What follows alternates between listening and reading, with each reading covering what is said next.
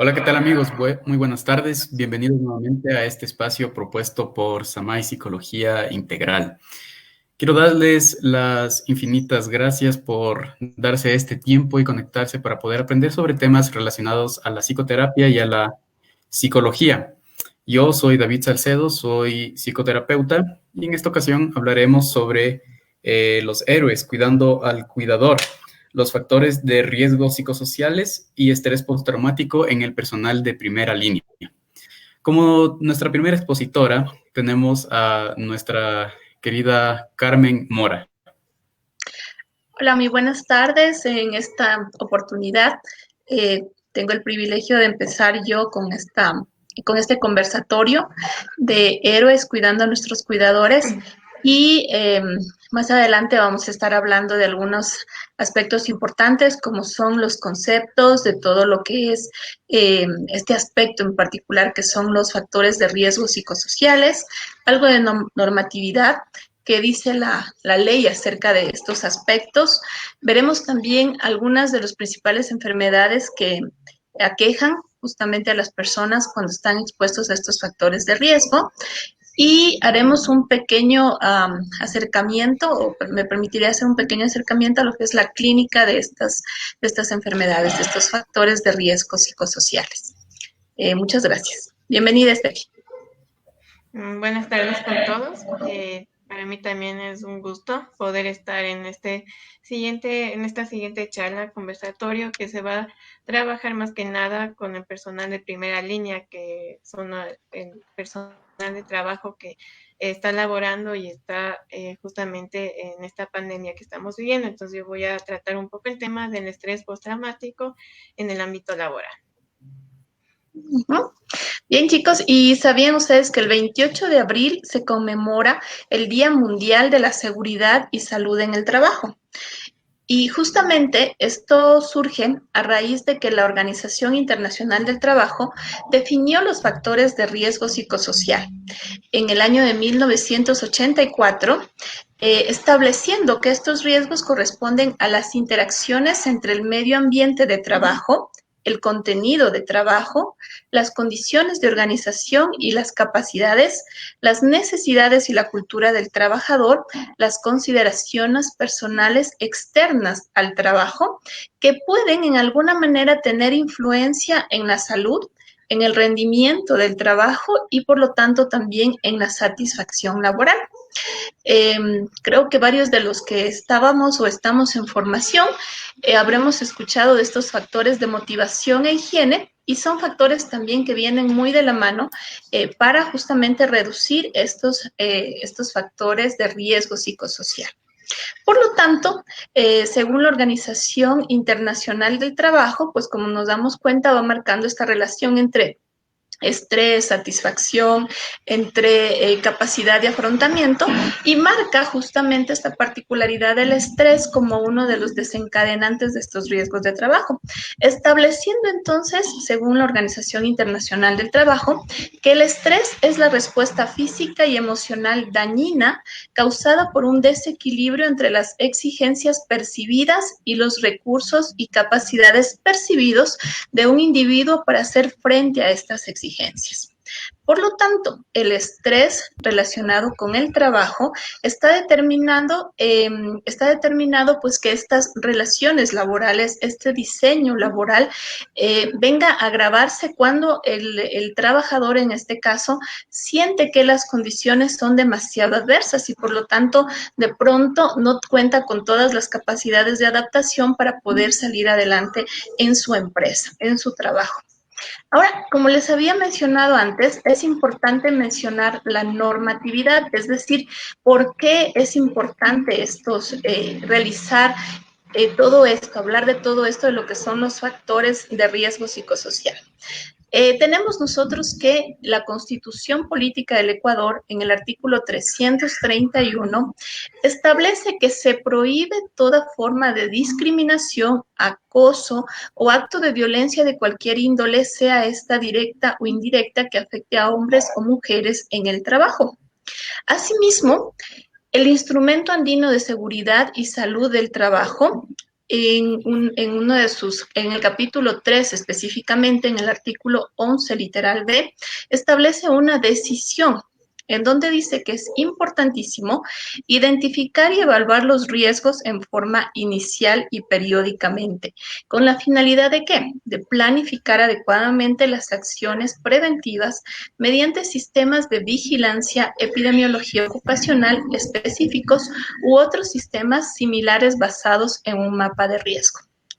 El reglamento del Instrumento Andino de Seguridad y Salud en el Trabajo, en la resolución 957, establece una gestión técnica cuya finalidad es identificar los factores de riesgo, evaluar los factores de riesgo, controlar los factores de riesgo y realizar seguimiento de medidas de control.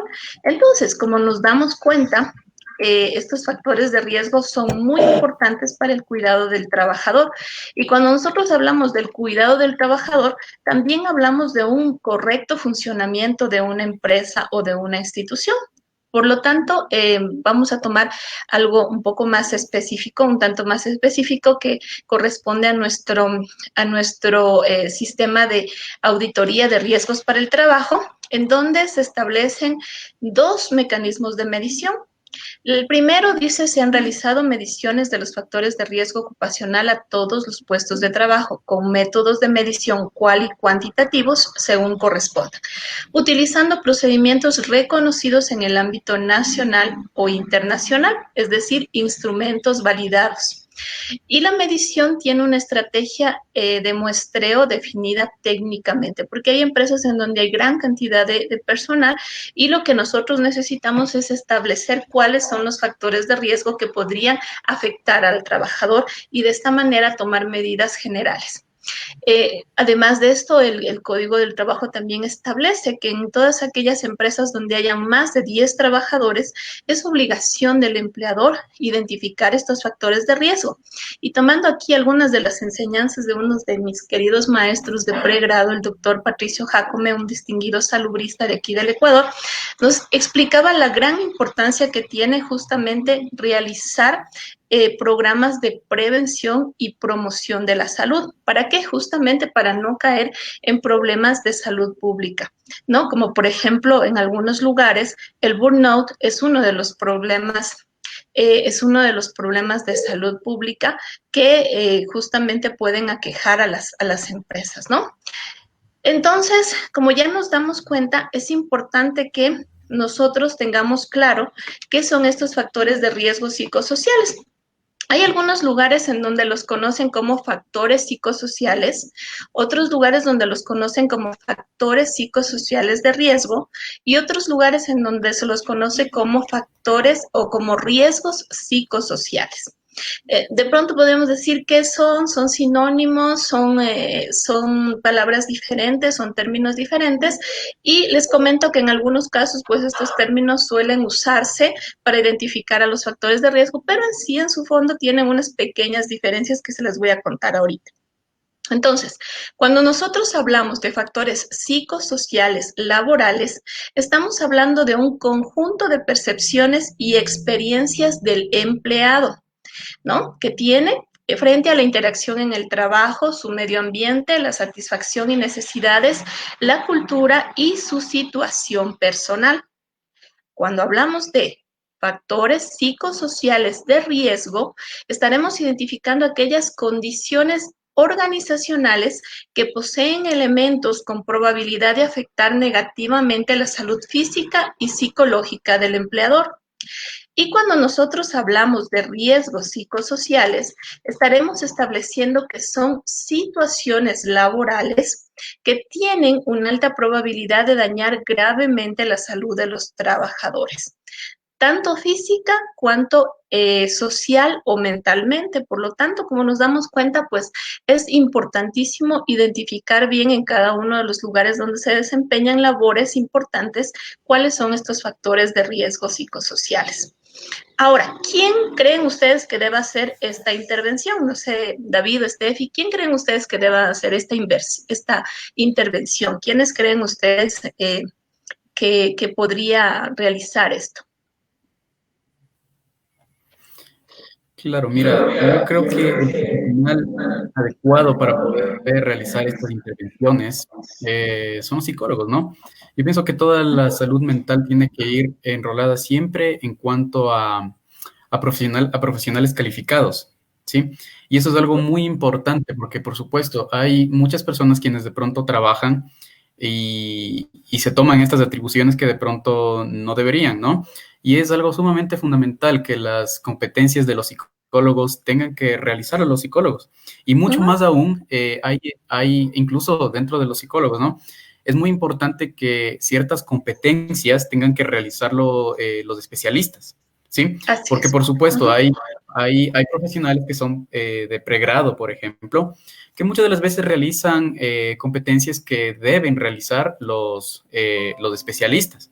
Entonces, eso es algo sumamente fundamental que yo creo que la sociedad debería conocer. Es algo así más o menos como lo que pasa con los doctores, ¿no? ujú. Existen diversas especialidades, ¿no? Entonces, justamente allí sucede lo mismo, ¿no? Entonces, si es que tú tienes algún malestar en el corazón, pues tú deberías irte donde un cardiólogo, ¿sí? Ujú. Entonces, no, estas cuestiones no te las podría tratar de pronto un médico general, sino pues algo ya mucho más específico y especializado. Exacto, Ujú. exacto. Muchas gracias, David, por tu complementación dentro de este tema tan interesante. Y sí, justamente es importantísimo que los dirigentes de las empresas, los gerentes, los dueños de las fábricas, o en este caso los directores de los hospitales, o personas de alto mando dentro de lo que son, por ejemplo, las Fuerzas Armadas, la policía, personas que trabajan en calidad en empresas donde hay mucha acumulación de personal, es importante que establezcan o que entiendan la importancia que tiene el evaluar esto y sobre todo que debe ser un personal capacitado para poder realizar esta operación. Yo me he encontrado, por ejemplo, en algunos lugares en donde hay diferentes personas que están realizando estos tipos de evaluaciones con instrumentos estandarizados, probablemente tomando una muestra o a veces le toman muy poca importancia. Y cuando nos damos cuenta de que algo está funcionando mal de la empresa y se realiza un correcto seguimiento y diagnóstico, pues entonces nos damos cuenta de que sí hay factores de riesgo que lamentablemente no fueron bien abordados y por lo tanto generan graves problemas. Entonces, cerrando esta primera parte, tenemos que autores como Gloria Villalobos define a los factores psicosociales como la condición o condiciones del individuo del medio extralaboral e intralaboral que bajo condiciones de intensidad y tiempo de exposición generan efectos negativos en el trabajador o trabajadores, en la organización y en los grupos, produciendo los llamados riesgos psicosociales, ¿no? Y como ya les había mencionado antes, uno de estos grandes o macros riesgos psicosociales justamente es el estrés laboral. Este estrés laboral va a tener efectos a nivel emocional, cognitivo, de comportamiento social, laboral y fisiológico. Por lo tanto, como nos damos cuenta, identificarlos es muy importante y mucho más en este tiempo que es un tiempo de pandemia, ¿no? Es un tiempo en donde yo creo que la vida de muchos profesionales, especialmente los de primera línea, justamente de ahí viene el nombre de esta charla o de esta serie de charlas que vamos a tener próximamente, justamente pues son personas que están expuestas directamente a lo que es la amenaza, ¿no? Que la amenaza viene a ser pues el contagiarse del COVID-19. Entonces, esto ha hecho que estos factores detonen. Pero ¿cuáles son los factores más importantes que pueden afectar a este personal de primera línea? Y cuando hablamos de personal de primera línea, estamos hablando de médicos, de enfermeras, de especialistas, de personas de limpieza en los hospitales, de policía, de militares, y hoy por hoy de todas estas personas que de pronto tienen que salir a trabajar justamente porque en algunos lugares ya se ha cambiado el semáforo, ha pasado de rojo a amarillo o está pasando a verde. Entonces, ¿cuáles vienen a ser estos factores que de pronto podrían estar identificando en estas personas? Y son, el primero de estos es la carga de trabajo. ¿Por qué la carga de trabajo? Porque en muchos casos la cantidad de trabajo y el ritmo de trabajo se ha duplicado. ¿no es cierto? Por lo tanto, el personal de primera línea, como ya les había dicho, viene a tener que realizar un trabajo mucho más fuerte, mucho más intenso, ¿no? Como por ejemplo el caso de Steffi, que ella trabaja en una institución en donde tiene que trabajar unas jornadas bastante largas, ¿no es cierto, Steffi? ¿Me puedes contar un poquito de esto? Sí, actualmente estoy laborando en una entidad de salud.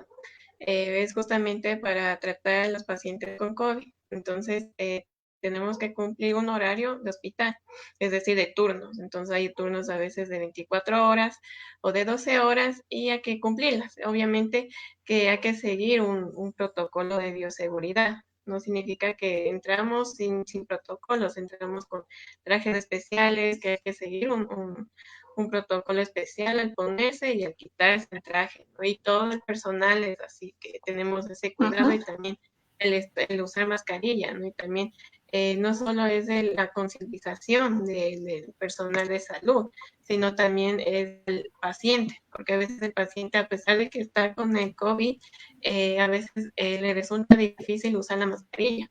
Entonces nosotros también en esa parte, también como psicólogos y médicos, etcétera, obligan al paciente a utilizar la mascarilla, porque ahora ese es un factor importante que tenemos que utilizar. Entonces, así es la parte que nosotros trabajamos en las entidades de salud.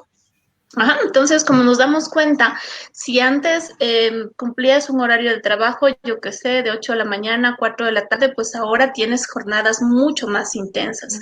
Y con esta exposición a un probable contagio, pese a que uno utilice, como ya tú lo has dicho, todas las medidas de bioseguridad, al estar justamente en contacto con estas personas, pues te genera esa sensación de estrés, de inseguridad, de que de pronto puedes estar portando en tu ropa, en tus accesorios el virus, y esto pues genera estrés en los trabajadores.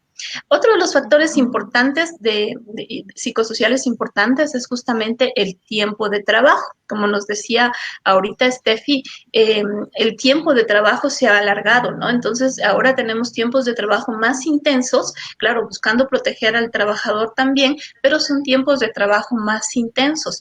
Por lo tanto, hay muchas personas que saben cuándo empieza su jornada laboral, pero no saben cuándo termina. Y uno de estos ejemplos es justamente el personal docente. Si bien es cierto, ellos están cambiando dentro de esta modalidad de trabajo, ahora tienen una modalidad de teletrabajo, ellos saben a qué hora empieza su jornada de trabajo, saben nominalmente a qué hora termina su jornada de trabajo, pero realmente la jornada de trabajo ahora es mucho más extensa por el hecho de que, yo qué sé, los padres de familia se comunican, los hijos se comunican, los directores se comunican, los estudiantes se comunican, y por lo tanto la jornada de trabajo se vuelve una jornada mucho más larga, generando entonces pues también esta situación, esta sensación de estrés. Otro de los factores importantes es la comunicación. ¿Qué ocurre con la comunicación? Resulta que en estos momentos, pues, la comunicación, en particular los rumores, van mucho más rápido. Entonces, te están bombardeando con que aumentaron los números de contagios, con que aumentaron los números de muertos, con que hay reducción de personal en las oficinas, en los trabajos, en los hospitales, y entonces esto genera gran cantidad de estrés. Por lo tanto, tener una comunicación eficaz y eficiente con los trabajadores es muy importante en este momento. Otro factor importante es la doble presencia o conciliación. Y tenemos nosotros que hay trabajadores que, por ejemplo, ahora lo están haciendo desde casa, ¿verdad? Con el teletrabajo. Y aquí es donde se presenta esta doble presencia o conciliación. ¿Qué quiere decir? Quiere decir que el trabajador antes salía a su lugar de trabajo, trabajaba sus 8 horas y regresaba a su casa.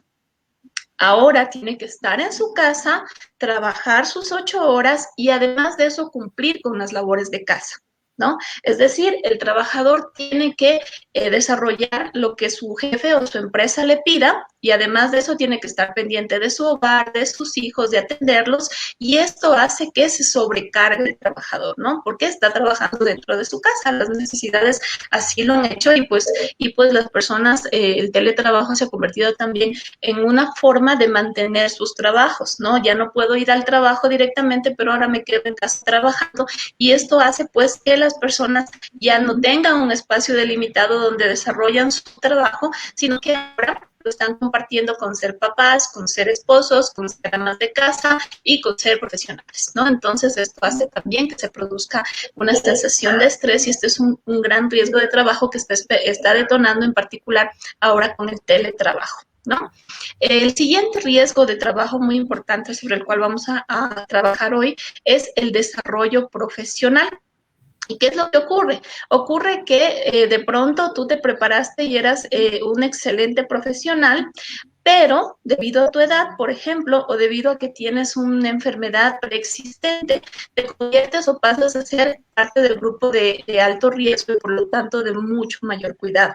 ¿Y qué es lo que ocurre? Hay empresas o hay lugares que simplemente te dicen, no, ¿sabe qué? Lo vamos a liquidar o vamos a disminuir el sueldo o vamos a demorarnos un poco más en el pago. Entonces, por lo tanto, este desarrollo profesional, pese a que la persona sabe que está muy bien capacitada, sabe que puede trabajar, pero por las limitantes obvias no lo puede desempeñar, no se puede desarrollar como lo hacía antes, pues entonces le genera esta sensación de inestabilidad, de que de pronto me van a despedir, de que me van a bajar el sueldo, de que tengo deudas, de que tengo obligaciones que cumplir y pues ya justamente por esta situación de pandemia no lo puedo hacer, no lo puedo realizar. ¿Ya? Y por último tenemos las relaciones personales de aquellas personas que ya están en trabajo presencial. ¿Qué es lo que ocurre? Estas personas se afectan porque desarrollan miedo a contagiarse, ¿no? Entonces desarrollan miedo o una paranoia social por temor a ser contagiados o también a veces por no compartir las medidas propuestas por las empresas, como nos decías ahorita tú, Steffi, pese a que se les indica que tienen que utilizar la mascarilla, yo qué sé, se ahogan y no pueden hacerlo y tienen que quitarse la mascarilla. Entonces, estas personas van a tener esta percepción de que pueden contagiarse mucho más rápido y por lo tanto se genera un distanciamiento también entre los trabajadores. Por lo tanto, adaptarse a las medidas de bioseguridad es muy importante y adaptarse también pues nos genera un cambio. Ahora bien, ¿cuáles son las enfermedades más comunes que se podrían desarrollar frente a esto? Está, por ejemplo, el trastorno de estrés postraumático, están las neurosis, la psiconeurosis, trastornos mentales como depresión, ansiedad, trastornos del sueño, insomnio, el famoso burnout, adicciones al alcohol, fatigas o enfermedades causadas por la sobrecarga, enfermedades causadas, en general, enfermedades causadas justamente por la exposición a estos factores de riesgo. Ahora bien, vamos a hablar brevemente de una de estas muy importantes que es la ansiedad. ¿Por qué la ansiedad empezamos? Pues porque esta ansiedad nos va a generar a su vez otras enfermedades como lo son el trastorno de estrés postraumático, que ya lo va a hablar Steffi más adelante, y también lo que es un trastorno adaptativo, ¿ok? Entonces, muchas personas a veces estamos familiarizados con el término de ansiedad, entonces decimos, me siento ansioso. ¿Y por qué me siento ansioso? Pues porque el corazón me late más rápido, siento que me da calor o me duele la cabeza, siento que va a pasar algo y no entiendo el por qué o no entiendo qué es lo que va a pasar, pero algo va a pasar. Entonces, como nos damos cuenta, algo característico de esta ansiedad es el miedo. Ahora, es muy importante que nosotros tengamos claro de que el miedo es un factor adaptativo también, ¿no? O sea, los seres humanos necesitamos del miedo también para poder adaptarnos y sobrevivir. Pero cuando se desarrolla este miedo que va ligado con la ansiedad, pues no sobrepasa. ¿Ya? Entonces, es importante que nosotros tengamos claro el concepto de ansiedad y para esto nosotros nos vamos a referir a que esta ansiedad es un estado subjetivo de incomodidad, malestar, tensión, displacer y alarma que hace que una persona se sienta molesto, incómodo, asustado, ¿ya? Entonces, ¿qué es lo que está ocurriendo con el personal que trabaja en primera línea? Pues no, ellos están frente a frente allí con el virus, frente a frente allí con la muerte, también están frente a frente con la vida, están luchando por esto, pero esta amenaza se convierte en una amenaza constante para ellos. Por lo tanto, no todos, pero algunos van a desarrollar ciertos factores como el miedo, van a desarrollar ansiedad y van a desarrollar también fobias, ¿no? O pánicos frente al estar expuesto a estas situaciones. Por lo tanto, es importante conocerlas y diferenciarlas, ¿no? Identificarlas, porque a veces pensamos de que esto ya se nos va a pasar, de que esto es algo que tengo que ponerme un poquito fuerte de carácter y ya lo voy a hacer. Algunos incluso decimos, pero si se preparó para esto, es médico, él sabe cómo atender, él sabe cómo curar a las personas, él sabe cómo debe protegerse, pero ninguno podemos estar 100% seguros de lo que la persona está sintiendo dentro de ella, de lo que la persona está viviendo. No conocemos toda su historia de vida, no conocemos todas sus experiencias. Entonces, les voy a contar que cada uno de estos tiene ciertos indicadores que rápidamente les vamos a decir. Entonces, tenemos nosotros que como respuesta fisiológica, el miedo tiene una activación vegetativa. ¿Qué quiere decir una activación vegetativa? Se produce esto que les acabo de decir ahora, los pálpitos, el aumento de temperatura, se produce también esta sensación de sudoración. Algunas personas incluso sienten deseos de ir al baño, de evacuar, frente a una situación de miedo, ¿no? Entonces, el miedo nos produce esta sensación de huida o afrontamiento, ¿no? Las personas pueden o huir o afrontarlas. Y el miedo tiene como característica un estímulo concreto, real y peligroso, como en este caso puede ser el contagio al COVID, ¿no es cierto? Entonces, tiene este factor real. En la ansiedad también se produce, igual que en el miedo, una activación vegetativa, pero en esta nosotros vamos a tener alteraciones cognitivas y conductuales. Es decir, vamos a tener nosotros estos pensamientos, estas ideas allí intrusivas, metiéndonos cosas en la cabeza. Y también tenemos que el estímulo en el caso de la ansiedad es un estímulo difuso, subjetivamente peligroso y en ocasiones incluso inexistente. Es decir, nosotros podemos sentir que se me ocurre, si es que salimos al balcón de nuestra casa, podemos contagiarnos porque el virus está en el aire, entonces mejor me quedo dentro de la casa, no salgo de la casa, ¿no? Que es lo que ocurre con algunas personas con este famoso síndrome de la cabaña que está ahora, esta palabrita tan de moda, ¿no es cierto? Entonces mejor me quedo dentro de mi casa, porque si es que salgo me puedo contagiar, me puedo contaminar. Y por último, la fobia, en donde también se produce una activación vegetativa. La fobia también puede desencadenar una respuesta de huida o de afrontamiento. Y la fobia tiene un estímulo concreto y subjetivamente peligroso, ¿no es cierto? Entonces aquí nosotros, este es un término un tantito más conocido y asociado a la ansiedad, porque por ejemplo, hay personas que tienen un miedo inexplicable, inconmensurable frente, por ejemplo, a las arañas, ¿no es cierto? Entonces ven una araña y se paralizan o comienzan a gritar y comienzan a angustiarse, pueden caer incluso en ataques de pánico. Entonces, esto es lo que ocurre con las fobias. Entonces, habrán personas que pueden desarrollar estas fobias frente al COVID, ¿no? Entonces, tendrán que estar a cada rato lavándose o pensarán que si es que ya entraron en contacto con estos pacientes, ellos van a llevar el virus a su casa. Sé de casos de profesionales de la salud que se han cambiado, han rentado pequeñas habitaciones para no estar en contacto con su familia por temor a contagiarles. Entonces, esto es importante dentro de este factor, que nosotros aprendemos a identificar y veamos cuál de estas de pronto o en cuál de estas podríamos estar encajando, ¿no? Entonces, como nos damos cuenta, tenemos una respuesta. En el área cognitiva tenemos temor frente a un peligro, tenemos sentimientos pesimistas, preocupación por el futuro, malestar difuso, tenemos un mal funcionamiento de la atención, la memoria y la concentración. Y dentro del área conductual nosotros vamos a tener irritabilidad, inquietud, temblores, discusiones, van a producirse tensión entre la familia y por lo tanto también entre el medio ambiente.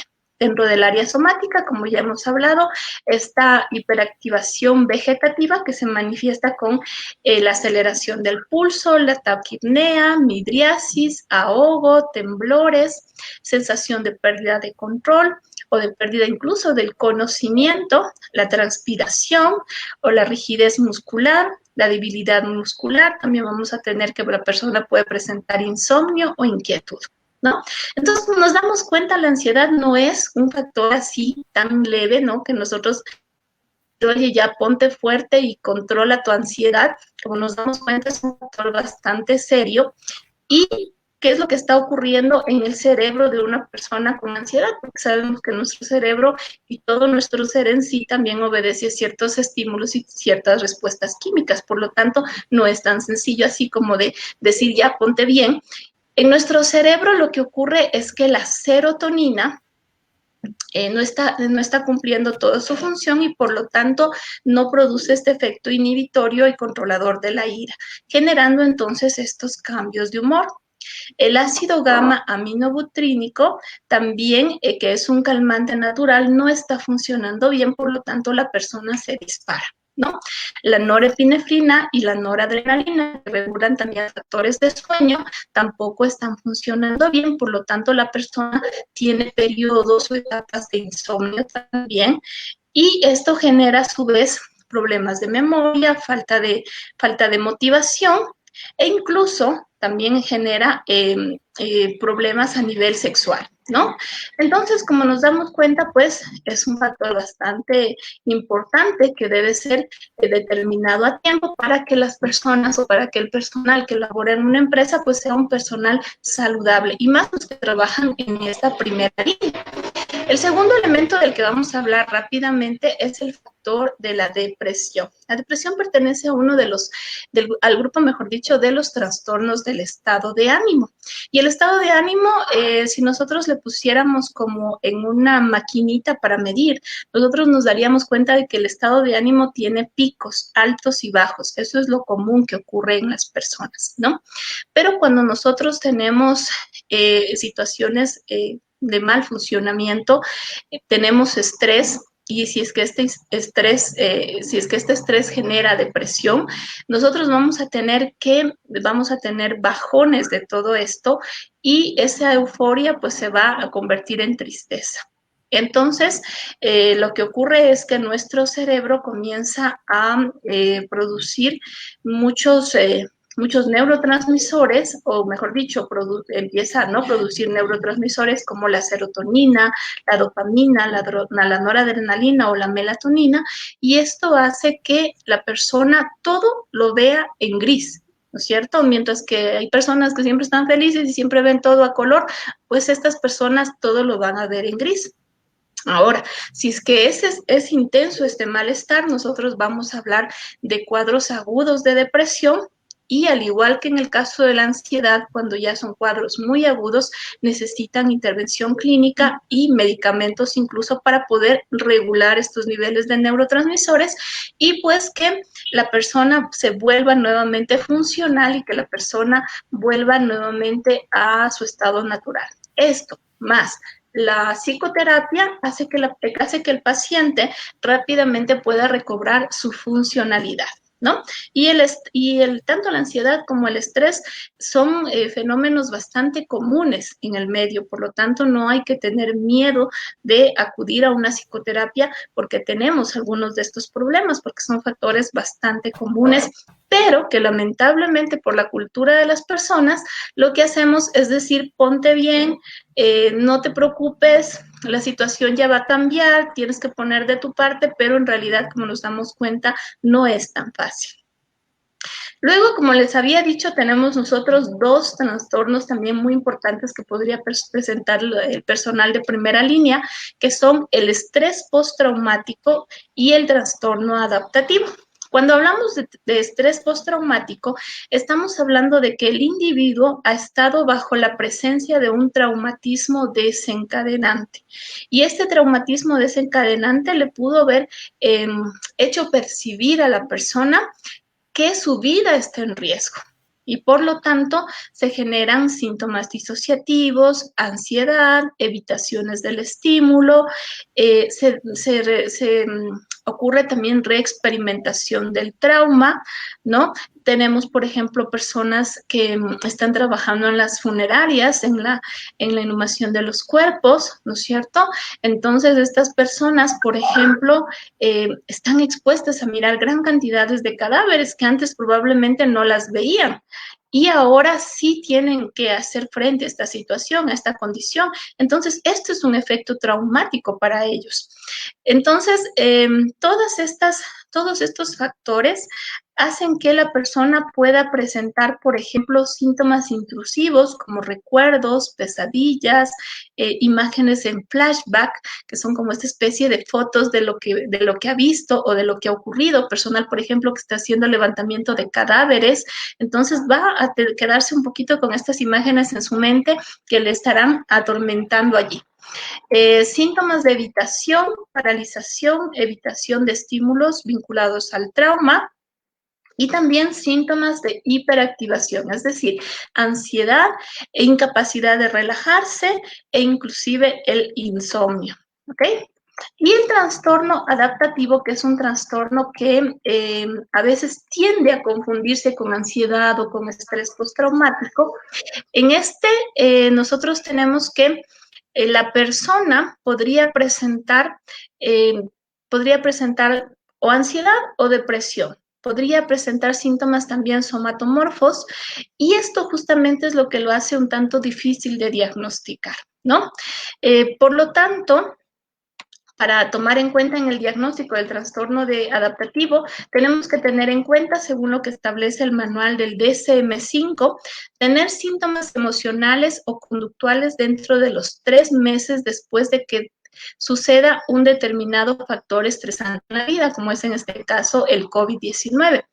Sufrir, o no solamente el COVID-19, también podríamos hablar de problemas de que algún familiar en la casa o familiar cercano falleció, por ejemplo, con COVID. Esto ya podría generar también estos trastornos, ¿no? Sufrir más estrés del que normalmente se esperaría en respuesta a un suceso de vida estresante, y que los síntomas no correspondan a ninguno de otros trastornos, como por ejemplo ansiedad, depresión o estrés postraumáticos, ¿no? Entonces, en virtud de esto, nosotros podemos tener algunos factores desencadenantes de este trastorno adaptativo, que también es bastante particular y que debemos tomar en cuenta nosotros: la duración, la intensidad, los signos característicos. Por lo tanto, es muy importante, como ya lo ha dicho David y como les vuelvo a mencionar, es muy importante la correcta intervención de un profesional especializado, un profesional que tenga la capacidad de poder realizar un diagnóstico eficaz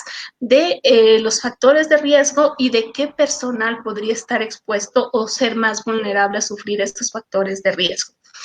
Ahí es algo particular que quisiera hacer énfasis en este momento, y es la importancia de que el trabajador permita también la evaluación, porque nos hemos encontrado también con casos en donde los trabajadores no permiten una evaluación real porque piensan que si es que salen con algún nivel o factor de riesgo elevado, las personas los van a despedir.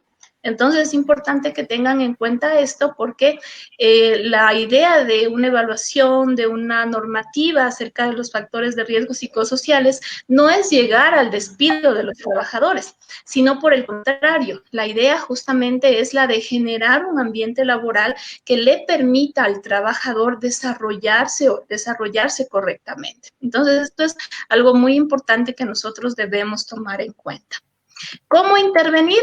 Pues una vez que ya se ha detectado, ya el profesional, el psicólogo en este caso, ha realizado esta evaluación, este diagnóstico, ha identificado los factores de riesgo, debemos identificar 4 aspectos importantes. El primero de estos aspectos es las causas. Y dentro de las causas nosotros tenemos 2 aspectos importantes. El primero es la naturaleza del trabajo, es decir, qué es lo que está haciendo este trabajador. Es médico, es policía, es militar, es agente de tránsito, es personal encargado de la limpieza, está encargándose de la parte administrativa de una empresa, o es incluso las personas que recolectan la basura. cuál es la naturaleza de su trabajo. La segunda son las definiciones administrativas, es decir, que cada una de las personas esté ubicada en el puesto que le corresponde, porque a veces también nos solemos encontrar de que, bueno, es que como es recomendado de tal persona, entonces lo pusimos en este puesto, en este cargo, pero la persona en realidad no se siente a gusto, no se siente bien con la función que está desempeñando y por lo tanto la persona puede entrar en este conflicto, ¿no? Eh, el siguiente aspecto son los estresores, es decir, todos aquellos elementos que generan o detonan esta respuesta de estrés. Y dentro de esto tenemos como estresores los indicadores de riesgo, que son la tensión laboral, el desequilibrio y la inseguridad laboral. En cualquier momento me van a despedir. Otro estresor importante es la demanda de trabajo, como ya lo habíamos visto antes. Dentro de esto están los factores psicológicos, los factores físicos, el nivel de responsabilidad que está sobre cada trabajador, también están aspectos emocionales propios del trabajador, medioambientales y en sí la jornada laboral. Estas jornadas que ahora, como ya habíamos hablado antes, se están haciendo más largas. El control sobre el trabajo, es decir, cuál es mi percepción como trabajador del control que tengo sobre el trabajo, el control que yo tengo sobre participar en decisiones que generen cambios o la claridad del rol. Soy la secretaria, pero también soy la persona que atiende en recepción y también soy la persona que realiza los cobros y también soy la persona que da la bienvenida al paciente. Entonces, ¿cuál es mi rol? Eso también son factores que detonan estresores. El apoyo social, es decir, ¿cuál es la retroalimentación que estoy recibiendo de mis jefes? Me han dicho, está usted bien, ahora no va a trabajar, no va a atender en consulta ambulatoria porque usted tiene ya 60 años, es uno de nuestros mejores médicos en el hospital, pero ahora usted va a atender a los pacientes a través de teletrabajo. ¿Cómo yo lo digo esto?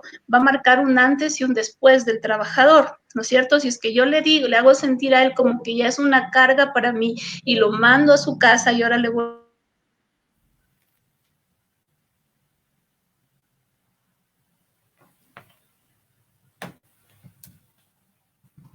a esta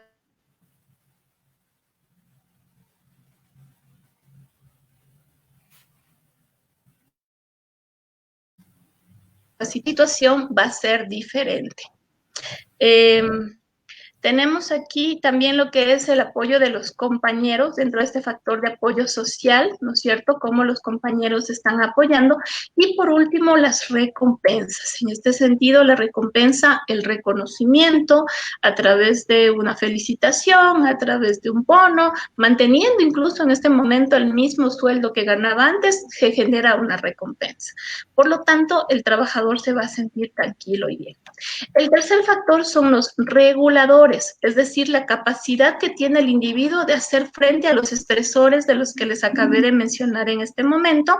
Y aquí tenemos los rasgos propios de la personalidad, tenemos los mecanismos de afrontamiento que el paciente, que la persona pueda desarrollar o le podamos ayudar a desarrollar, las relaciones sociales y familiares y por último también el medio ambiente. Ustedes no lo crean, factores como cambios de clima, pues generan en algunas personas estados ansiosos o depresivos. Y por último, los efectos, ¿no es cierto? Ya los efectos es a lo que nosotros no quisiéramos llegar. Por eso es que promovemos este estado de bienestar, de promoción de la salud mental. Porque los efectos sí ya tendríamos, por ejemplo, aumento de problemas cardíacos, problemas de cefaleas, problemas de dolores musculares, problemas relacionados incluso con lo que vendría a ser este problema de fibromialgia, ¿no? Tenemos también problemas conductuales y problemas psicológicos. A eso es a lo que nosotros no queremos llegar. Queremos que nuestra población esté 100% saludable y por eso es que hacemos estos procesos de prevención justamente, ¿no? Y aquí uno de los elementos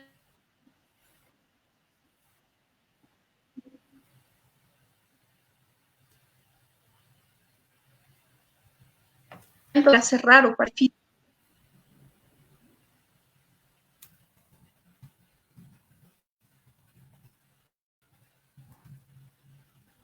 los beneficios de la psicoterapia, tenemos que justamente la psicoterapia va a proporcionar ese apoyo, esa contención desde el proceso de evaluación a los factores de riesgo psicosociales, luego la intervención con los profesionales o con las personas justamente en los factores que han sido determinados, permitir que la persona se vuelva a reconectar con sus hábitos normales y permitir que la persona pues se enfrente a las situaciones de estrés. Recordando que esta psicoterapia puede ser de forma individual o puede ser de forma grupal. Entonces ahora te doy paso, David, para que continúes con la segunda parte, que justamente es este proceso de psicoterapia. Muchas gracias. Listo, muchísimas gracias a ti, Carmen. Y sí, mira, qué importante todos estos temas, ¿no? Sobre todo esto de la ansiedad y de la depresión. Mira, yo me atrevería de pronto a predecir que a futuro, sobre todas estas cuestiones por las cuales estamos pasando, sobre todo nuestro personal de primera línea, nuestro personal sanitario, me atrevería a decir que puede existir una gran ola de ansiedad y depresión debido a todos estas situaciones ambientales que de pronto se están suscitando en este momento, todo esto, este ambiente de paranoia que existe en este momento, ¿no? Justamente que nos trae y nos da un lugar propicio como para poder que estas patologías se desarrollen. Es sumamente importante. Mira que a mí alguna vez me preguntaron y me dijeron, pero ¿de qué forma yo puedo quitar el miedo? ¿O de qué forma yo puedo quitar la tristeza? Y lo cierto es que, bueno, o sea, la tristeza y el miedo son emociones. Y las emociones, por supuesto, que también tienen sus lados funcionales. Tomando esto en cuenta, nosotros diríamos que no existe emociones negativas, ¿sí? Por ejemplo, el miedo te incita a actuar, ¿sí? El miedo te motiva de pronto a ponerte en un lugar donde que tú te sientas seguro. De igual forma, de pronto la tristeza también tiene su lado funcional. A pesar de que muchas personas dirán, bueno, es que chuta, la tristeza a mí me hace sentir sumamente mal y me pone de un estado de humor súper bajo. Y bueno, como ya lo explicó Carmen, ¿no? La depresión no es solamente estar depre, como dicen muchas personas por allí, que bueno, sí, es que terminé con mi pareja o cualquier situación y pues bueno, ahora me siento depre, estoy con la depresión. Y realmente creo que este término a lo largo de todo este tiempo como que ha ido tomando un poco de popularidad, pero de pronto es como que esta popularidad no está bien encaminada, ¿sí? Al menos en cuanto a su concepto y a lo que verdaderamente es.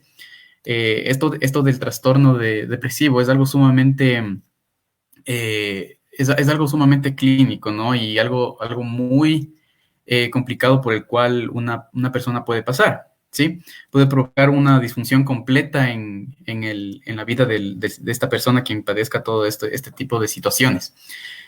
Eso solamente como para acotar en cuanto a lo que tú mencionaste sobre la ansiedad y de la depresión, ¿sí? Me parece que, y bueno, también me gustaría, de pronto como para poder cerrar esta parte de la depresión y ansiedad, me gustaría invitar también a la sociedad, a nuestros seguidores, a nuestros espectadores quienes nos están viendo en este momento, les invitaría a que de pronto tomen un poco más en cuenta a la parte psicológica, ¿sí? Yo creo que ya es momento de culturalizar esta parte de la psicología, ¿sí? Mira que la salud mental es tan importante como la salud física, ¿sí? Entonces yo creo que sobre todo también en nuestro personal sanitario, la salud mental es algo sumamente fundamental.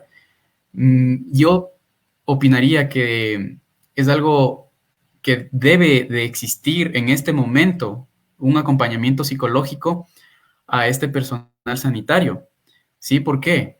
De pronto, ¿de qué nos serviría que un médico esté saludable de forma física, pero de salud mental no está muy saludable que se diga? Entonces, de esto no nos ayudaría mucho a la sociedad, no estaríamos recibiendo una correcta acompañamiento de parte de estos profesionales, ¿no? Ahora es donde más que se debe tomar en cuenta a todo esto de la salud mental. Yo estaría invitando a toda la sociedad a que de pronto se tome el tiempo de valorar un poco más de la salud mental. Eso en cuanto a lo que es ansiedad, estrés y todo lo que tú acabas de mencionar, Carmen, me parece sumamente fundamental. Bien, lo que yo les voy a hablar un poco en esta ocasión, yo les he traído los temas sobre lo que es la terapia grupal. También vamos a hablar un poco sobre los rituales para dejar el trabajo, son rituales funcionales, y un poco sobre técnicas corporales que nos pueden ayudar a justamente disminuir esto de la ansiedad y del estrés, que muchas veces son generadas por el área laboral, ¿no? Bien, les voy a hablar un poco sobre lo que son los beneficios de la terapia grupal, pero bueno, ¿qué es terapia grupal en sí? La terapia grupal es más que, es un encuentro de personas con características similares, ¿sí? Estas pueden ser por sexo, pueden ser por conflicto, incluso puede ser por edad. Y se realiza con el fin de realizar un ambiente terapéutico, ¿sí? A mí me gusta mucho hablar sobre la experiencia vivida cuando hablo sobre este tema. Es sumamente fundamental reconocer que la persona a quien más conoce sobre el conflicto, sobre cualquier situación que esté pasando, es el cliente, ¿sí? Es el paciente mismo. Por supuesto que no quiero desacreditar a los psicólogos. Nosotros tendremos y sabemos todo lo que, toda la teoría que hay detrás. Por supuesto que conocemos todos los aspectos que pueden influir en estos trastornos. Sin embargo, es muy importante tomar en cuenta esta experiencia vivida del conflicto de las personas. Esto es algo sumamente fundamental, porque por supuesto que puede ir siendo diferente de persona en persona cada conflicto, ¿sí? Y es justamente eso un beneficio de lo que es la psicoterapia grupal. Al momento de reunir a diferentes personas quienes padecen el mismo trastorno o, o conflicto, a sociedad de cada persona, la cual ayuda a que, a que las demás personas tomen en cuenta y sepan. Mira, lo que pasa cuando una persona tiene un conflicto es que esta persona suele tomarse este conflicto como algo personal, ¿sí? Toma este conflicto, lo hace suyo y lo hace tan propio que de pronto existe esta posibilidad de que hayan estos pensamientos, estas distorsiones cognitivas, ¿sí? De pronto suelen pensar así como, no, pero es que estas cosas esto solo me pasa a mí, y yo soy el raro, esta situación solamente me pasa a mí. Y justamente con lo que hace la terapia grupal es quebrantar esta distorsión cognitiva ya de entrada, ¿sí? Es algo que esto es un beneficio, ¿no? De la psicoterapia grupal. Y mira que la psicoterapia grupal también se la puede realizar de forma virtual, ¿sí? No es necesario realmente acercarse hacia algún centro, hacia algún lugar, ¿sí? Sino que también tiene esta ventaja de poder realizarlo de forma virtual. Y es incluso mucho más beneficiosa. ¿Por qué? Porque se puede conectar incluso gente de otros sitios, de otros lados, incluso de otras partes del mundo, donde que puede haber no solamente el intercambio de la experiencia vivida, sino también un intercambio cultural, que es, por supuesto, algo sumamente enriquecedor, ¿sí? Entonces, los beneficios de la terapia grupal son muchísimos, ¿sí? Y claro, muchas de las veces existen ciertos pacientes que dicen, no, o sea, bueno, chuta, es que terapia grupal, a mí no me gusta ser juzgado, es que voy a estar con otras personas que no me conocen y es que le ponen muchos peros, ¿no? Pero realmente es porque no conocen esta parte, estos beneficios de la psicoterapia grupal. E incluso cuando estamos en psicoterapia grupal, se puede ver que existe una mayor predisposición a que la persona se abra, mucho más de lo que se abriría estando en psicoterapia individual. Por lo que ya comenté anteriormente, ¿no? Por lo que existe sobre todo esta parte de que hay otras personas quienes comprenden y saben sobre esta situación, ¿no? Esto es algo sumamente importante. También tenemos lo que es la compartición social de la emoción. Al momento que, bueno, que estamos allí en este encuentro grupal, eh, el hecho de compartir una persona y que otra persona comparta también su experiencia hará que las demás personas se motiven a hacerlo también, ¿sí? Y compartirán esa emoción y podrán actualizar esa emoción, ¿no? Por supuesto que esto no es algo que se toma en cuenta como que de la noche a la mañana, ¿no? O sea, que el terapeuta te lo propone y ya. Esto tiene su proceso, por supuesto. Existe una etapa de contemplación. Yo diría que todo este proceso inicia en terapia individual, ¿sí? Donde que por supuesto el terapeuta considerará y mirará que si es que este cliente, este paciente, es un candidato adecuado para que pueda ingresar a este grupo, ¿no? Por supuesto que estos son ya aspectos que el psicoterapeuta tomará en cuenta. Esto sobre todo, esto como en la etapa de contemplación, le pondrá en consideración al paciente si es que él desea hacerlo y bueno, míralo de por afuera, esto te conviene mucho. Entonces, bueno, la última palabra, por supuesto, siempre la tendrá el paciente, ¿no?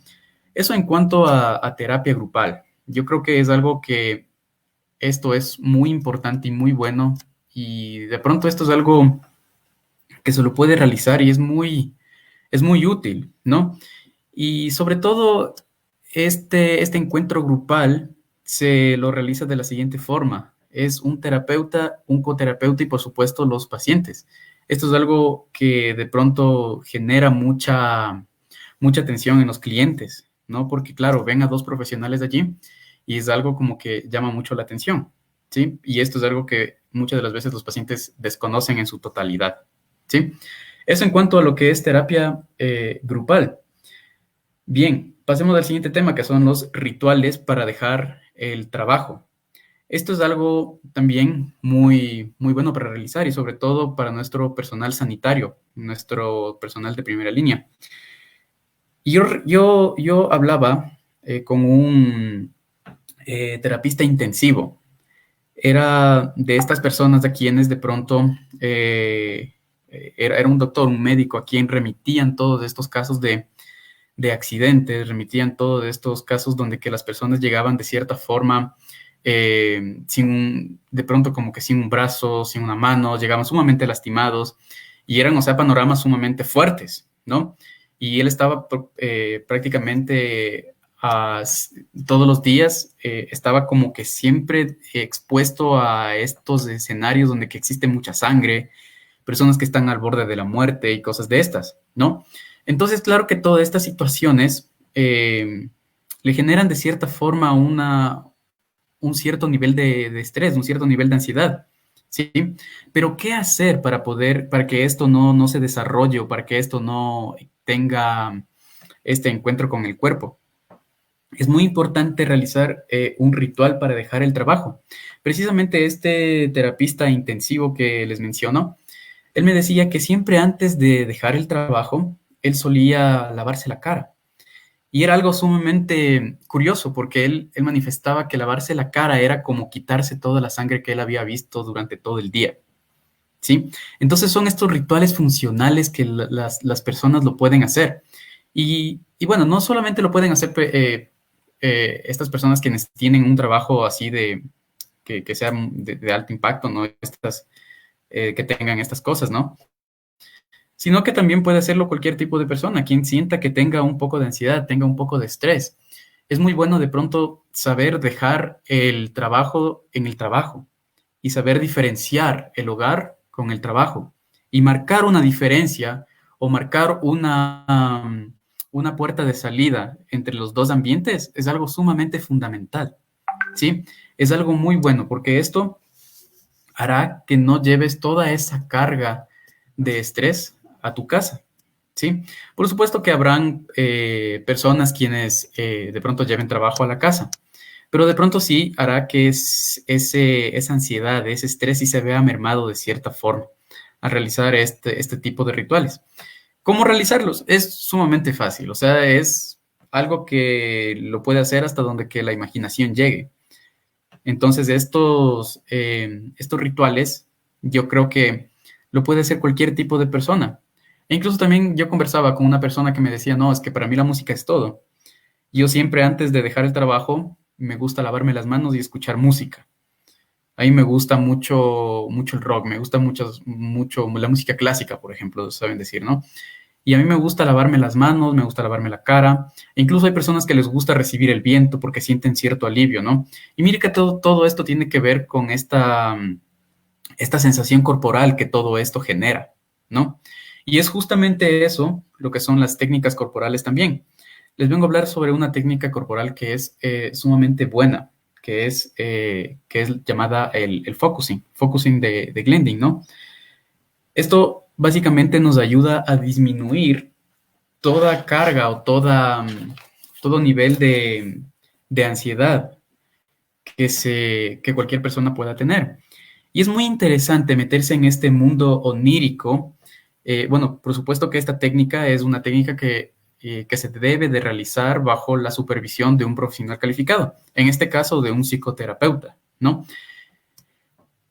Esto del focusing es muy importante y mira que el cuerpo tiene una forma de sanarse muy importante, ¿no? Es tan interesante ver cómo el cuerpo se sana a través de la mente misma. Porque claro, básicamente lo que la focalización hace es eso, meterse en este mundo onírico e irse sanando, ¿no? E irse curando. Entonces, claro, esto es muy importante. Yo recuerdo alguna vez que de pronto realizando esta técnica con un paciente, recuerdo que esta persona me decía, es como que yo siento una estaca clavada en el corazón. Entonces, claro, allí el terapeuta interviene y dice, claro, entonces puedes sacártela. Sí, ok, me la saco. ¿Cómo quedó, o sea, ese lugar? Está con un agujero gigante, está sumamente ensangrentado, está abierto. Ok, listo, ¿qué necesitarías para poder sanarte este espacio, ¿no? No sé, yo necesitaría algo así como una curita. Entonces, claro, ¿no? Es justamente eso. Entonces, mira, su mente asocia a que la curita es algo que le sana. Entonces, claro, al terapeuta o cualquier persona dirá, pero ¿cómo es que una curita va a sanar el agujero de una estaca clavada en el corazón? Entonces, justamente es ese mundo onírico donde que la persona se mete y por supuesto que esto tiene que saber ser manejado y tiene que saber ser guiado, porque de otra forma puede ser un poco contraproducente, ¿sí?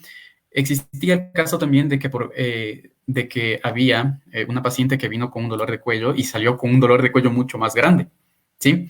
Pero por supuesto porque no se lo supo manejar.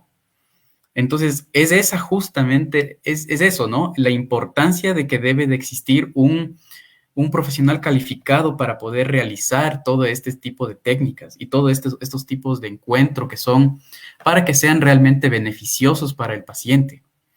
No es que se les descalifica a los psicólogos, ¿no? Sino más bien yo les motivaría a que investiguen un poquito más o que, por supuesto, tengan la licencia calificada para poder realizar todos estos tipos de encuentros que son muy beneficiosos y muy buenos, ¿no? Eso, en cuanto a lo que yo he podido traerles esta tarde, no sé si es que de pronto existan preguntas, ideas, me gustaría escucharlas a mis compañeras. Sí, justamente en el ritual que tú estabas mencionando, el primer ritual, el lavarse las manos o la cara, yo solo, cada vez que yo salgo de esta entidad de salud, yo me sé lavar la cara. Entonces, para mí, Ujú, ujú. no me daba cuenta, pero ahora ya me doy cuenta que es para limpiarme de todo lo que tuve esa carga de estar con los pacientes. Entonces, eso me da mucho alivio y me siento más tranquila. Entonces, sí son muy buenos hacer estos rituales que ayudan a sentirse más tranquilos y más relajados. A mí me ha servido muchísimo lavarme la cara. Ujú, ujú, Ujú. Sí, es muy interesante también lo que tú has dicho, David, en torno a la importancia de que debe ser un profesional de la psicología, en este caso un especialista en psicoterapia, quien oriente y quien guíe el correcto manejo de la técnica. Y también es importante saber que en este caso la técnica de focusing tiene un proceso, como ya lo mencionaste, que va desde un inicio hasta un final y que cada paso va permitiendo al paciente pues vivir cada uno de estos encuentros con su problema y pues permitir a su cuerpo que sea él también quien vaya generando este encuentro de soluciones, ¿no? Entonces es muy importante. Hay algunas personas también que una vez que han aprendido bien la técnica, lo suelen hacer ellos ya de forma individual. Pero claro, esto es como todo lo que vamos aprendiendo, ¿no? Primero aprendemos a gatear y luego a caminar y luego salimos corriendo. Entonces es igual, o sea, con las técnicas, en este caso las psicocorporales, que son de mucha ayuda para liberar justamente algunas de estos problemas de ansiedad o de depresión, pues nos brindan ese recurso, ¿no? Ujú. Mira que aún así que la persona haya aprendido o sepa ya manejar esta técnica, yo creo que es sumamente importante la intervención psicológica, o sea, la intervención del profesional, porque siempre tiene que haber este espacio como de al principio y al final, ¿no? Como que, bueno, ¿qué es lo que ahora te está molestando? ¿Cuál es, qué conflicto, qué emociones tú traes? ¿No? Y entonces, claro, se trabaja en torno a esa emoción. Y por supuesto, al final también realizar este tipo de conversatorio de cómo fue esa experiencia, qué es lo que sintió, e incluso de agradecer al cuerpo, como tú ya dijiste, es algo que se tiene que trabajar, ¿no? Y claro, se lo tiene que trabajar con un profesional.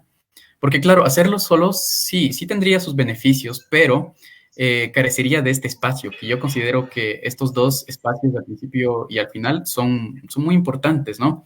El hecho de conversar sobre esto, sobre la experiencia, qué sentiste, qué miraste, qué sentiste cuando... Entonces, claro, todo esto tiene un propósito, ¿sí? Y es el de curar, el de curarse emocionalmente a la persona, ¿no? Bueno, muchas gracias David por tu gran aporte. Ahora yo les voy a hablar un poco acerca del estrés postraumático desde el ámbito laboral, sí, también desde los riesgos psicosociales que hemos estado hablando durante toda la charla, sí. Entonces, recordemos que este estrés postraumático se desarrolla ante un acontecimiento importante que le resulta difícil continuar a la persona su diario vivir, ¿sí? Entonces, en este caso, ahora estamos viviendo la pandemia, ¿sí? Entonces, ahora cambia la situación, porque claro, antes se trabajaba de forma presencial, entonces ahora es muy diferente la situación, porque antes el estrés postraumático era por violencia, acoso laboral, violencia verbal. Ahora es diferente, ahora es cómo voy a regresar a las actividades laborales, en donde se van a preguntar en qué condiciones vamos a regresar, qué protocolo se va a seguir, ¿no? Entonces, las empresas ya han venido trabajando, ¿no? De cómo regresar, qué protocolo seguir, ¿no? Entonces, por ejemplo, yo trabajo en una entidad de salud y nosotros también brindamos este apoyo a la comunidad.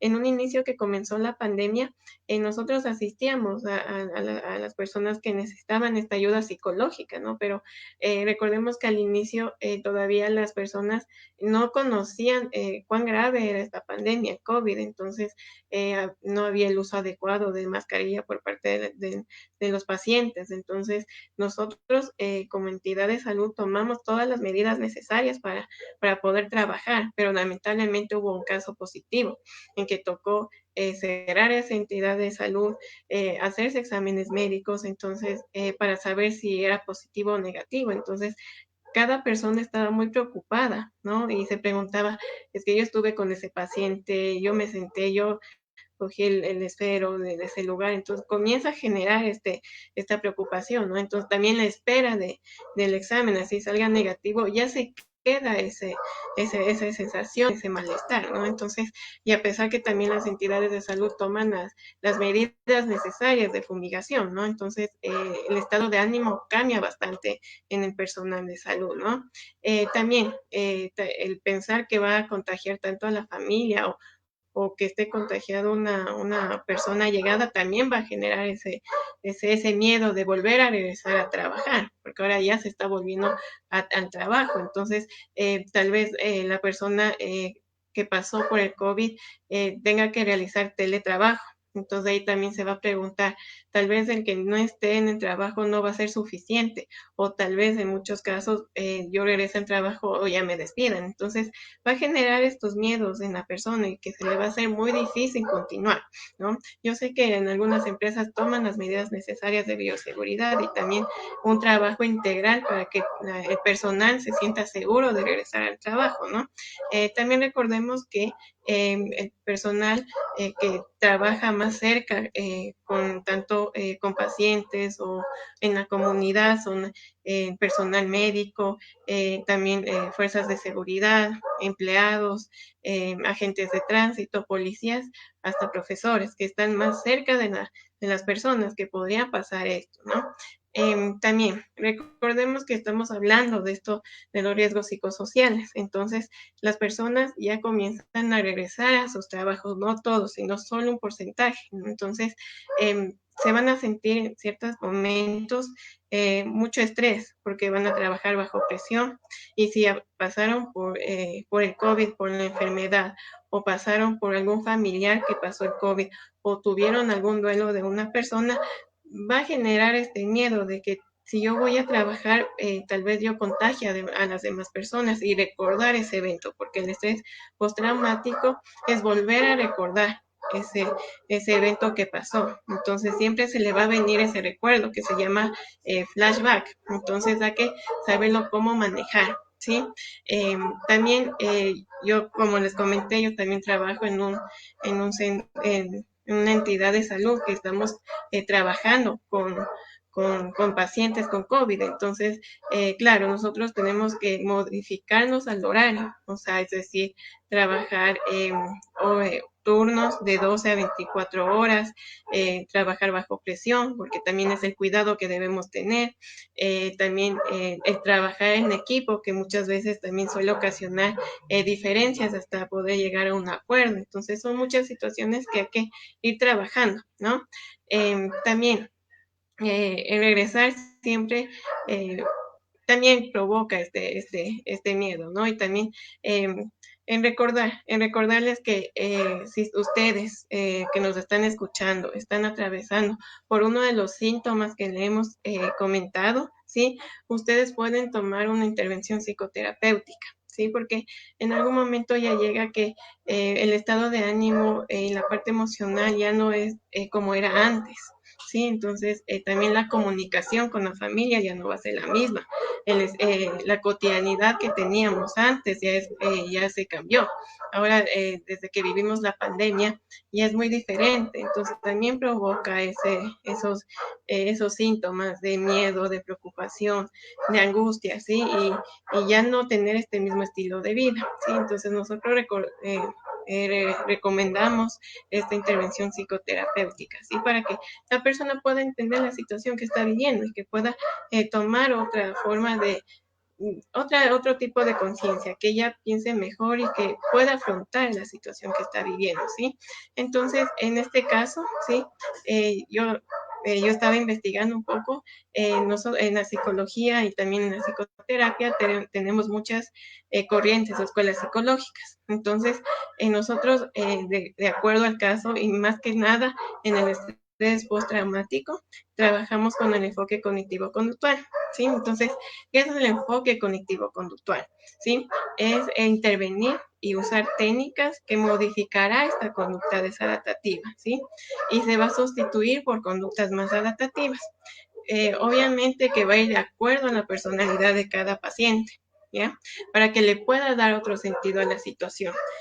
Nosotros en la intervención psicoterapéutica siempre tratamos de velar por la salud del paciente, ¿sí? Entonces nosotros desde la primera sesión establecemos esta alianza terapéutica, este vínculo de seguridad con el paciente, para brindar este apoyo y también esta contención emocional en el paciente, ¿sí? Que va a ser durante todo este proceso psicoterapéutico. No se va a dejar a un lado esa partecita. También el paciente va a seguir recordando el evento que vivió, el evento estresante o de angustia, va a seguir recordando. Entonces nosotros en nuestra intervención lo que se va es clarificar estos síntomas, ¿sí? Para que el paciente pueda entender la situación que está viviendo, ¿sí? Entonces, bueno, si ya pasa mucho tiempo, a veces ya se consideraría como un trastorno, pero si comienza la primera fase, se puede también trabajar en la intervención psicoterapéutica para que pueda controlar esta sintomatología, ¿no? Entonces nosotros vamos a apoyar y guiar al paciente con el uso de estas técnicas, ¿sí? Recordemos que el objetivo de la intervención psicoterapéutica en este caso es la reintegración al mundo sociolaboral del paciente o de la persona, ¿sí? En donde la persona puede evaluar esas capacidades que tiene, esos aspectos vocacionales, esas habilidades interpersonales, es decir, en dónde se formó, cómo está capacitado para poder volver al trabajo, ¿no? Para que también pueda tener una mayor integración con su grupo, ¿sí? Con su equipo de trabajo, ¿sí? Entonces, ahora yo les voy a ofrecer 2 técnicas, ¿sí? Pero recordándoles siempre que estas técnicas que nosotros brindamos puede ser útil un tiempo y si les ayuda sería excelente, pero sí es importante que ustedes tengan este acompañamiento psicológico y psicoterapéutico. Entonces nosotros como equipo de SAMAI, psicólogos, psicoterapeutas, ofrecemos este servicio. Entonces se pueden contactar con nosotros para poder seguir haciendo esta intervención, porque no solo es una sesión, son varias sesiones, entonces es importante que ustedes puedan tener estas sesiones, ¿sí? Entonces, estas técnicas les va a ayudar, ¿sí? Pero sí van a necesitar este apoyo psicológico. Entonces, la primera técnica es la técnica de inoculación del estrés, ¿sí? Esta técnica es muy útil para enfrentar situaciones de estrés o de angustia. Y aquí va a permitir a la persona visualizar las situaciones y evocar esos sentimientos que generan en la situación que ha vivido, ¿sí? Y cambiar la situación por una más adaptativa o más positiva, ¿sí? Entonces aquí se va a seguir 4 pasos fundamentales. Aquí se le va a pedir al paciente que coja una hoja y un esfero y escriba todas las situaciones que causa este estrés o angustia y le va a valorar del 1 al 10, ¿sí? Entonces va a escribir las situaciones, sea 5, 6, 10, las situaciones que esté provocando este estrés o angustia. Después, como segundo paso, va a visualizar las situaciones que está generando estrés, va a ir de menos a más de la lista. Entonces ahí va a ir contando con lujo de detalles todo lo que ha pasado y también intentar relajarse en ese momento. Entonces aquí recomendamos hacer una técnica de relajación, que es la respiración desde la nariz y botando por la boca unos segundos para que pueda sentirse más tranquilo y pueda seguir haciendo el ejercicio, ¿sí? Después va a preparar estos pensamientos que va a ayudar a bajar este nivel de ansiedad o de estrés, ¿sí? Y también si aparecen nuevamente ideas negativas, ¿sí? Entonces, cuando ya haya escrito todas estas situaciones, todos estos eventos, nuevamente va a volver a experimentar esta situación, pero ya va a ser de diferente forma, ya no va a ser con la misma intensidad que estaba pasando el paciente, ¿sí? Y después se le va nuevamente, va a leer y lo va a llevar en vivo el ejercicio. Entonces, esto ayuda a que el paciente ya poco a poco vaya disminuyendo esta sintomatología, ¿sí? Entonces, aquí puede medir la intensidad. Igual del 1 al 10, 1 significa que ya no siente nada, 10 significa que todavía siente estrés o ansiedad, ¿sí? Entonces, es importante que pueda seguir realizando este tipo de técnicas que ayuda para que el paciente se sienta más tranquilo, ¿sí? Otra técnica que yo ofrezco, que es una técnica muy fácil, no necesita de tanto esfuerzo, sino que también pueden hacer en sus casas o en el lugar donde se encuentren, ¿sí? Entonces, esta técnica es de distracción, ¿sí? Entonces, esta técnica ayuda bastante a salir de ese círculo desadaptativo, ¿sí? Y poder afrontar la situación de otra forma, ¿sí? Entonces, aquí se va a tomar distancia de esos síntomas, ¿sí? Y también ustedes van a aprender a distraerse, que es lo más importante, e irse a otro pensamiento, a otra cosa que no les genere la situación que están viviendo, ¿sí? Son situaciones que sí requieren un esfuerzo mental, ¿sí? Es necesario que se concentren, ¿sí? Entonces, yo les voy a ofrecer 2, ¿sí? La una es enumerar del 1 al 100, pero lo van a hacer contando los números de en 3 en 3. Entonces, aquí va a requerir que ustedes puedan concentrarse más, o sea, que puedan saber cómo están contando, ¿sí? También, si están en algún lugar, ya sea de la sala o de la habitación, puedan escoger un objeto, ¿sí? Por ejemplo, puede ser una lámpara o un velador. Entonces, ustedes van a decir, bueno, el velador es de color café, tiene tantas manijas, tiene tantos cajones, si abro el cajón va a haber medias, va a haber camisetas, entonces van a describir este objeto con lujo de detalles y aquí requiere mucha atención, ¿sí? También otra técnica que también ayuda es llamar a alguien cercano, para más que todo la otra persona le escucha, ¿sí? Entonces, todas estas técnicas les va a ayudar bastante, pero recuerden que si ustedes practican y en un tiempo vuelven a esta sintomatología, es necesaria una intervención psicoterapéutica, ¿sí? Porque aquí se va a trabajar en varias sesiones. Entonces, eso por mi parte. No sé si David tienes algo más que decir de lo que comenté. Sumamente importante tu tema, Steffi. Mira que esto del estrés postraumático justamente es algo que podría desencadenar en muchas otras cosas, ¿no? Y es algo sumamente importante a tomar en cuenta en cuanto a nuestro personal sanitario, justamente relacionándolo con lo que ya mencionaba Carmen antes, ¿no? Todas estas personas quienes de pronto han estado en un ambiente cercano a la muerte, quienes han estado de pronto, este personal que ha estado detrás viendo todos estos, los cadáveres, viendo justamente, atendiendo a los pacientes quienes han estado con el COVID, ¿no? Es algo sumamente fuerte, ¿sí?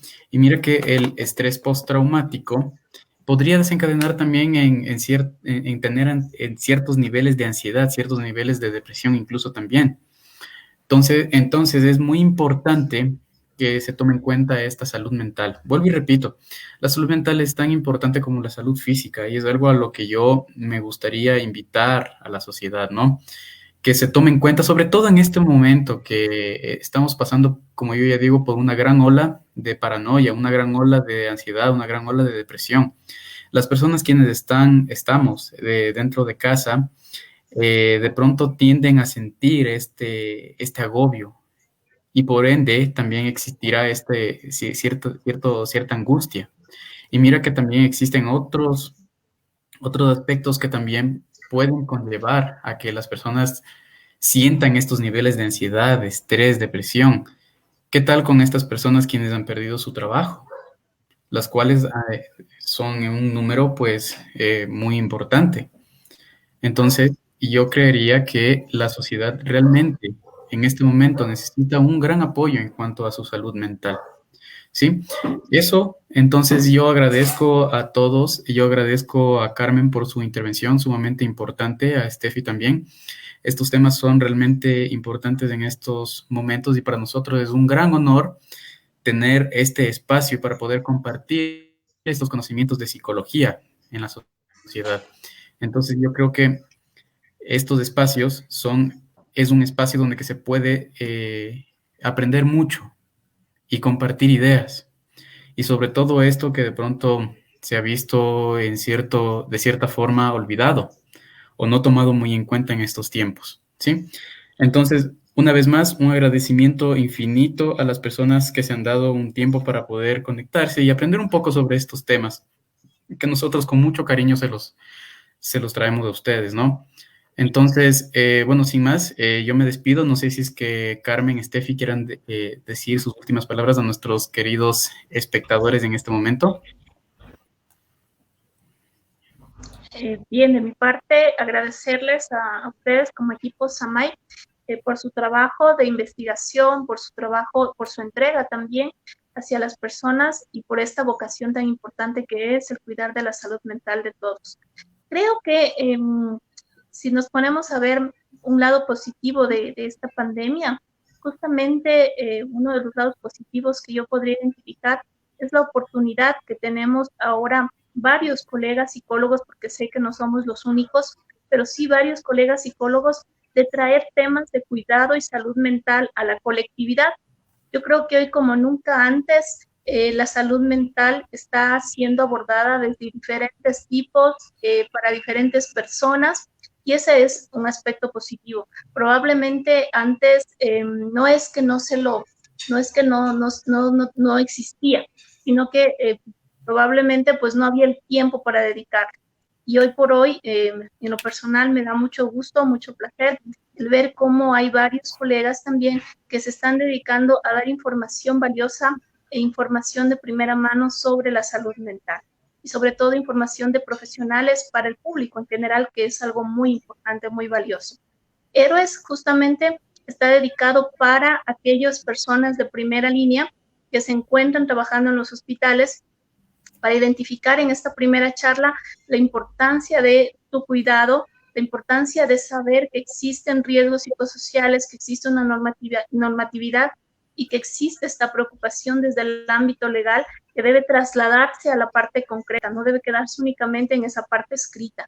Entonces, desde mi parte, muchas gracias y con mucho cariño ha sido realizada esta primera intervención de héroes. Esperamos en nuestros próximos encuentros en donde nos especializaremos en la atención a cada uno de estos grupos, pues poderles brindar también más recomendaciones y más consejos de autocuidado para los profesionales a través de técnicas, como les digo, que han sido pues, investigadas y preparadas por profesionales para ustedes.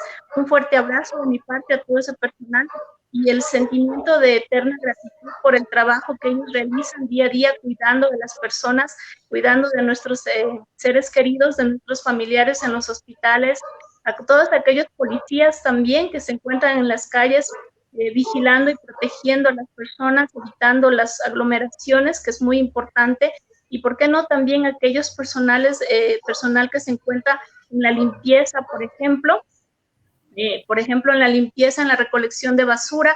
Sé que hay muchos que han sido contagiados con COVID también, pero siguen cumpliendo su trabajo y siguen allí, ¿no? ¿Qué sería de nuestra ciudad sin estas personas tan valiosas? Entonces, de mi parte, un fuerte abrazo solidario para todos ellos y pues continuaremos trabajando por esto. Y a ustedes, compañeros, mi eterna gratitud también, porque sé la clase de profesionales que son y la dedicación y la entrega que tienen al crear y al producir cada uno de estos encuentros. Muchas gracias, chicos. Muchas gracias. Sí, y muchas gracias por darnos esta oportunidad. Son temas que también hemos venido también experimentando, ¿no? Entonces, esto también es lo que brindamos, nuestro aporte es para que ustedes también sepan qué hacer en cada situación y en cada momento y que no se quede a un lado la salud mental.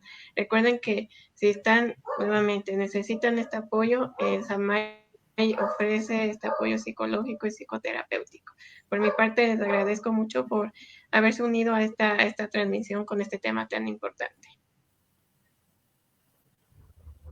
Hasta una próxima oportunidad. Muchas gracias. Hasta una próxima, amigos.